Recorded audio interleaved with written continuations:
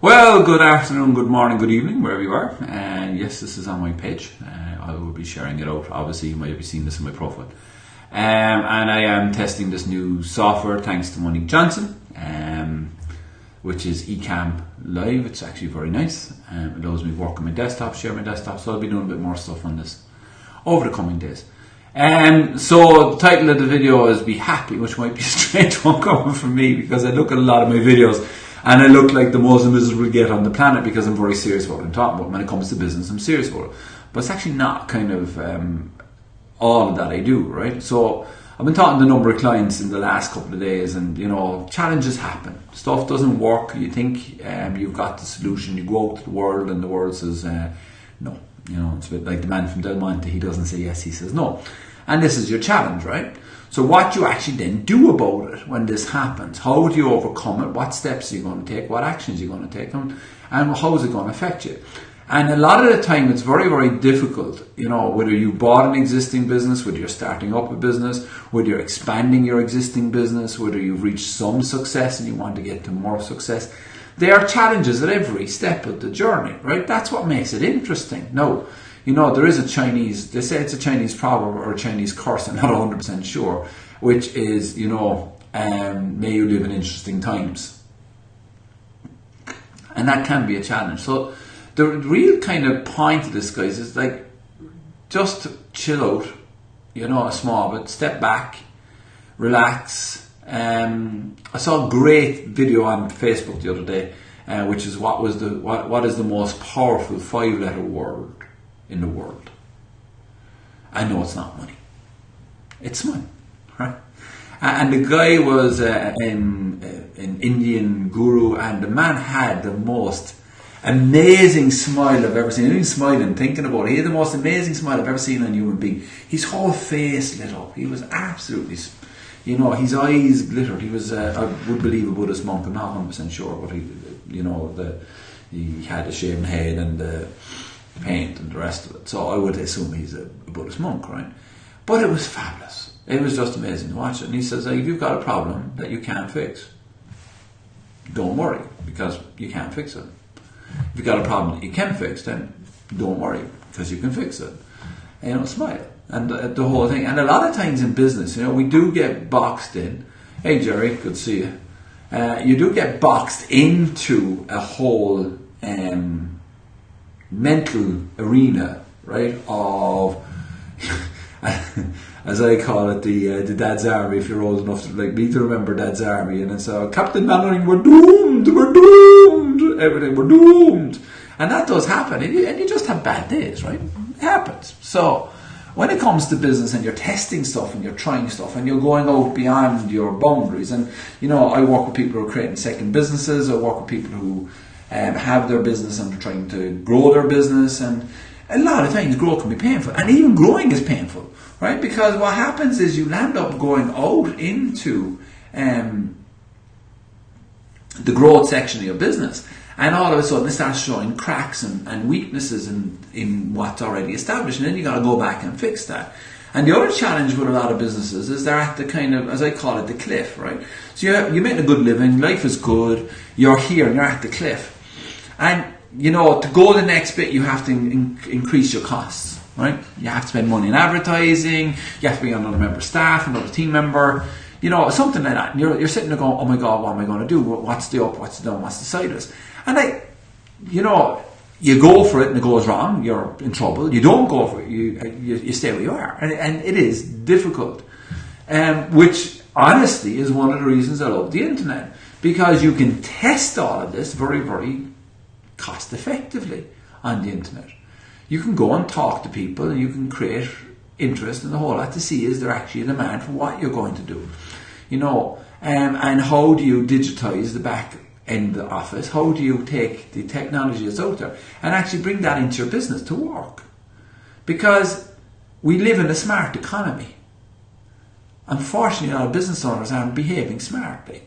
There's a lot of business owners behaving smartly, and smart business owners leverage the technology that works for their business and pretty much ignores the stuff that doesn't. Well, how do you find out? You have to test it. You have to go through some pain and you got to learn, right?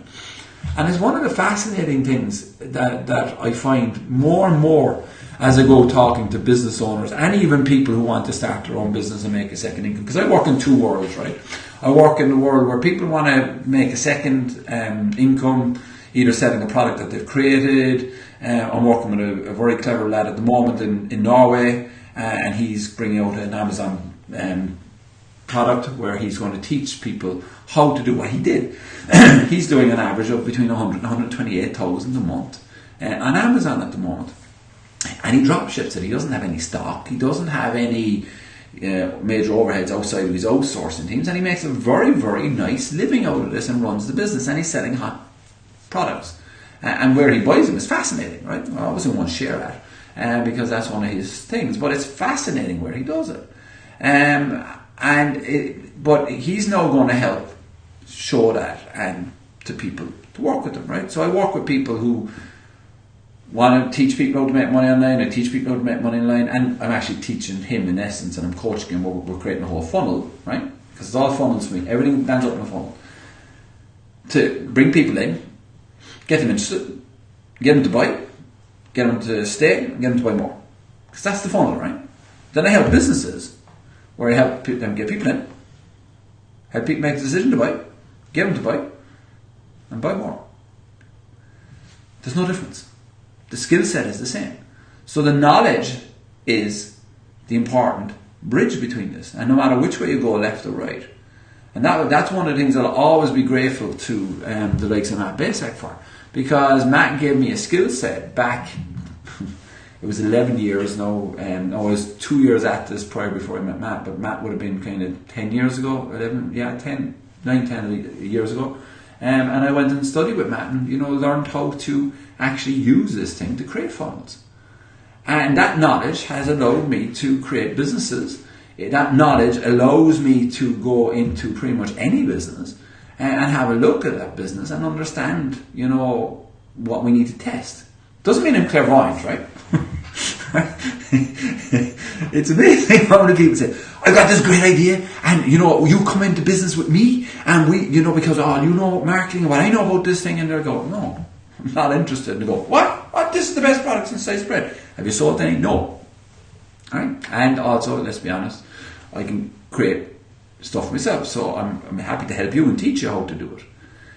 But so many people, and it was a conversation I had earlier, right, with a client, was so many great ideas don't work. It's amazing. I've seen so many fantastic ideas that you look at and go, yeah, that's a great idea, that actually don't work because the market is either not ready for it or doesn't understand it or doesn't care. And that's the harsh reality. Business is brutal, right? Which is one of the reasons you might as well be happy, right? Because business is brutal. But you can get up, you can move, and you can get on with it. And I see a lot of people getting, they get very caught up. I was down with people during the week talking to them about their business, and they're completely emotionally invested in their business. It's like their child. One of the comments I hear a lot from people is, I don't know anything else. And I understand that fear, because that's one of the reasons I opened the kitchen business, which wasn't a good reason to open the business, it turned out.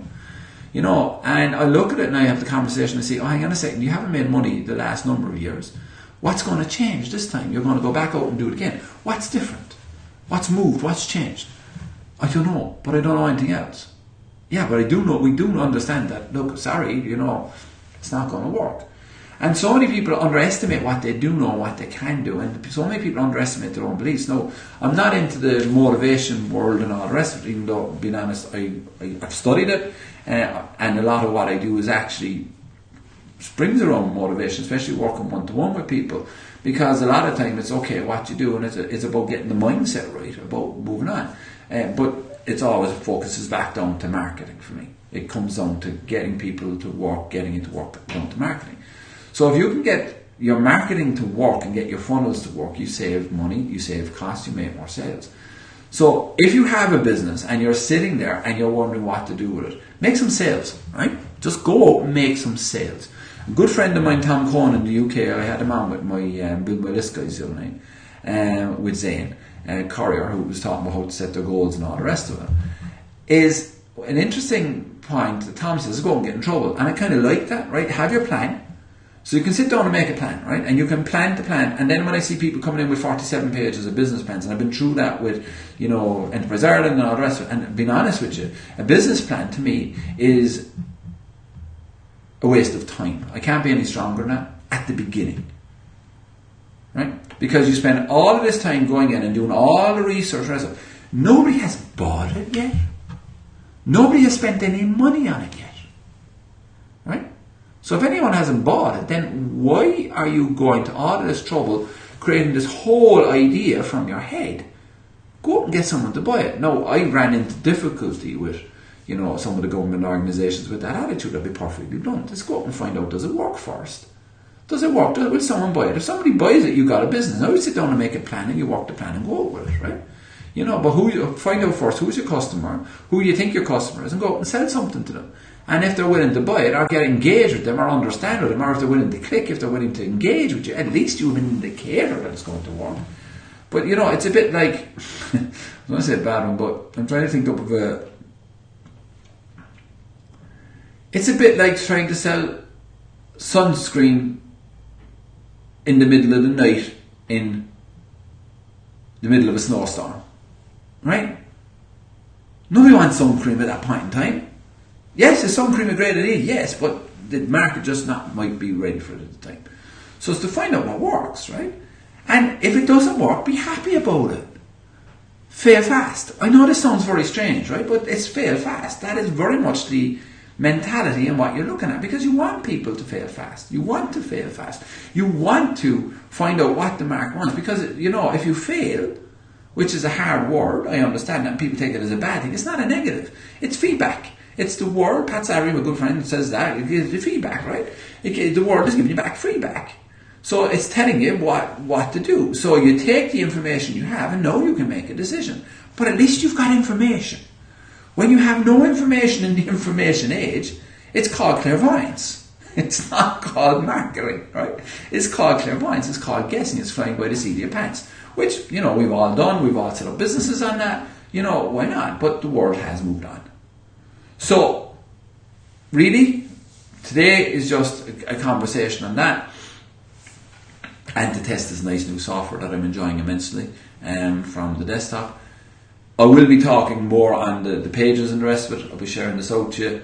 If you have any questions in relation to whatever I've done, please ask. And if you like this video, please share it. Because, sharing is caring. I think that's the new slogan with Facebook. I've done some stuff on the Facebook algorithm changes and that as well. I wouldn't get as concerned and worried as a lot of people are getting. Facebook will always change, Facebook will always move, and all this will always happen. But, if you're having a bad day, just, my advice is take 10 minutes off, 20 minutes off, go somewhere, have a cup of coffee, have a cup of green tea, have whatever you want to have that makes you happy. Sit down, go, listen to some music that you love, and reset the brain, because we all have bad days. I don't care who you are, you have a bad day, right? Sometimes you get the bear, sometimes the bear gets you, and that's business, right? That's what makes it worth doing. It's the journey, it's the challenge, right? So outside of that, be happy, keep smiling, and I'll talk to you very soon. See you.